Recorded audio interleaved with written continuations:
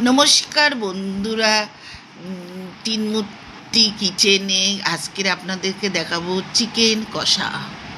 300 gram chicken নিয়েছি, আর দুটো মাঝারি সাইজের আলু নিয়েছি, দুটো মাঝারি সাইজের পেঁয়াজ নিয়ে কুচিয়ে রেখেছি, আর আদা রসুন লঙ্কা একসাথে পেস্ট করেছি। এবার আমি কড়াই বসিয়ে দেব। কড়াইতে তেল দিলাম। তেলটা গরম হলো কি না দেখছি, গরম হয়ে গেছে। এবার কাটা আলুগুলো দিয়ে দিলাম। কাটা আলুগুলো দিয়ে ভালো করে ভাজবো। ভাজার পরে ওইটাকে দেখছি ভাজা হচ্ছে কি না। ভাজতে ভাজতে এটা বেশি একটা ভাজবো না, তাহলে শুকিয়ে যাবে, কম আলুটা থাকবে না, রসগুলো থাকবে না। এর মধ্যে একটু হলুদ দিলাম, লবণ দিলাম স্বাদ মতন। আপনারা আপনাদের স্বাদ মতন লবণ দেবেন। কিন্তু আমি লবণটা কম খাই বলে তাই লবণটা কম দেওয়া হচ্ছে।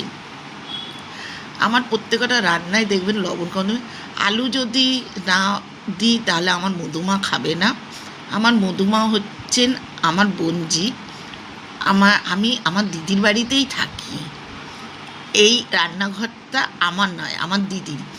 কিন্তু এই দোতলায় রান্নাটা আমিই করি।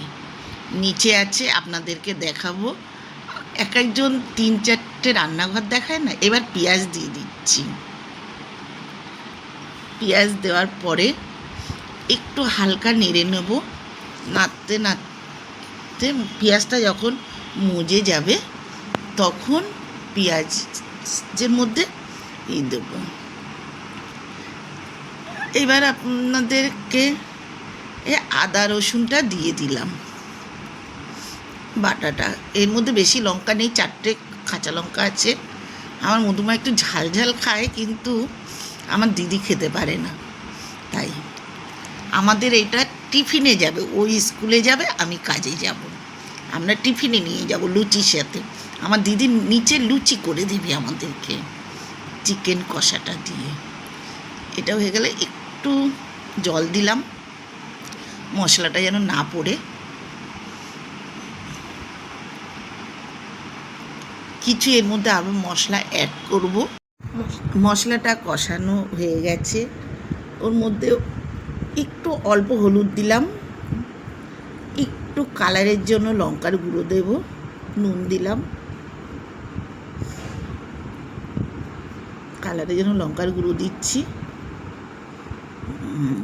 দেখুন, একটু আবার কালার না হলে তো আমার মধুমা খাবে না।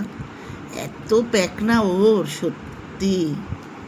এমনি ঠিক আছে, যা দেওয়া হবে তাই খাবে, কিন্তু দেখবেন আপনারা ওর মতন স্কুলে টিফিন নিয়ে যাবে তো ইতে মশলাটা গায়ে দিয়ে দেখেন কেমন তেল বেরিয়ে গেছে।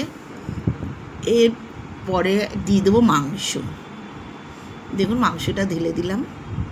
দিয়ে মাংসটা একটু নাড়াচাড়া করব, বেশিক্ষণ না, একটু একটু ভাজা ভাজা মতন হবে। এইবার দেব একটু স্বাদ মতন লবণ। আমি তো একটু কম লবণ খাই। আমার রান্নার প্রত্যেক কটা এতে একটু কম লবণ থাকবে।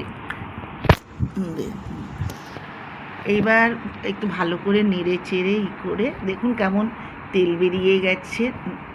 মাংসটার গা দিয়ে কষানো আমার মোটামুটি হয়ে গেছে। এবার একটু জল দেবো, সামান্য জল দিয়ে রাখবো। আর 2 মিনিট ঢেকে রাখলে ঠিক আছে। একটু ভালো করে মিশিয়ে নিই মশলাটার গায়ের সাথে জলটাকে। এরপরে ঢেকে রাখবো। ঢাকনাটা আছে সামনে, ঢাকনা ঢেকে দিলাম। তারপরে আর 3 মিনিট বাদে খুলবো। দেখুন 3 মিনিট হয়ে গেছে, খুললাম। দেখুন কি সুন্দর কালার হয়েছে। এখন আলুগুলোকে ঢেলে দেব। আলুগুলো ঢেলে দিয়ে আবার 5 মিনিট ঢেকে রাখবো। ভালো করে মাখিয়ে নিই আলুগুলোটার মধ্যে যেন লবণ মশলা ঢোকে। এর জন্য ভালো করে নাড়িয়ে রেখে আবার ঢাকনি দিয়ে রাখবো। দেখুন আমার এইতে 5 মিনিট বাদে ফেরত আসবো, ঢাকনিটা খুলে দেখব। মিনিট বাদে এসে ঢাকনাটা খুলে দিলাম, দেখি আমার মাংসটা হয়ে গেছে। এবার এর মধ্যে গরম মশলা দিয়ে নামিয়ে দেবো। অল্প একটু গরম মশলা দিলাম, এবার একটু নাড়াচাড়া দিয়ে নামিয়ে দিলাম।